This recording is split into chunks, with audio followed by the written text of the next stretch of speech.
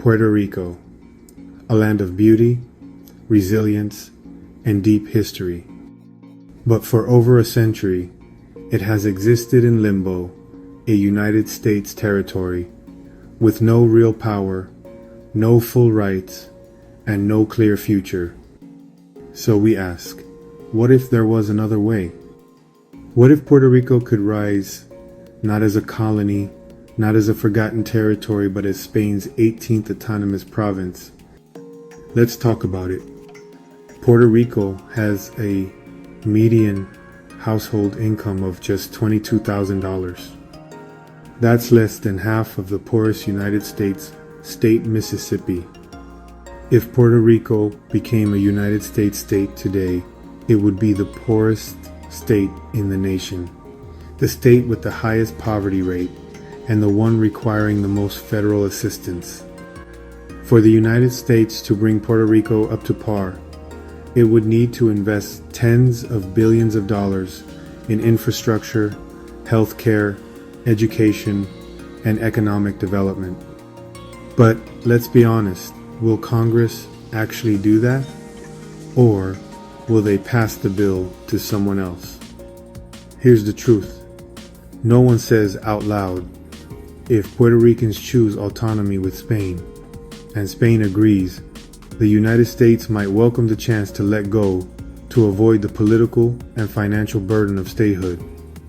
It would allow Washington to exit gracefully. No more promesa, no more colonial criticism, no more billions in subsidies.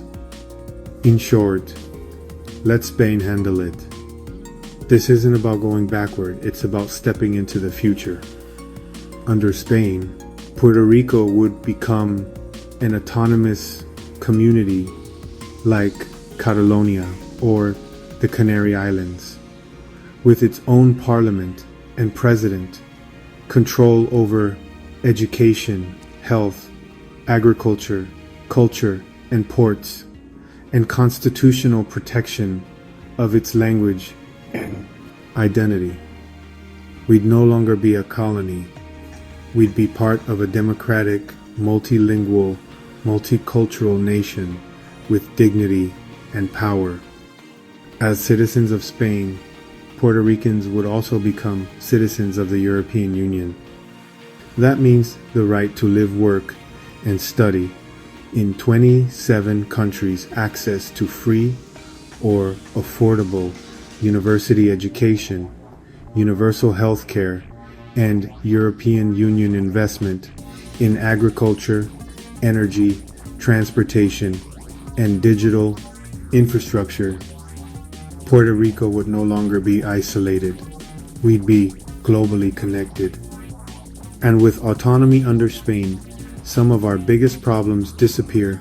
No more Jones Act, which makes everything more expensive. No more Promesa board controlling our budget.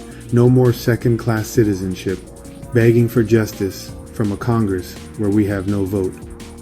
But perhaps most importantly, autonomy with Spain gives us something priceless: recognition. Under United States law, Taínos are considered extinct. But we know the truth. We are still here in our DNA, our culture, our spirit. Under Spain's model, Puerto Rico could officially recognize the Taíno people as indigenous and support their communities, just like Spain does for the Canary Islands Guanche legacy. And are Afro-Puerto Rican communities too often ignored or marginalized? They would finally be uplifted through cultural protections, anti-discrimination policies, and investment in education, history, and opportunity. This isn't a one-sided deal.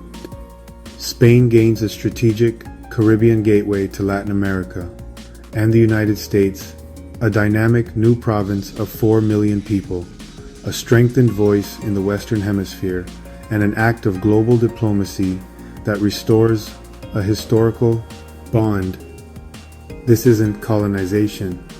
This is consensual reunification guided by democracy and dignity.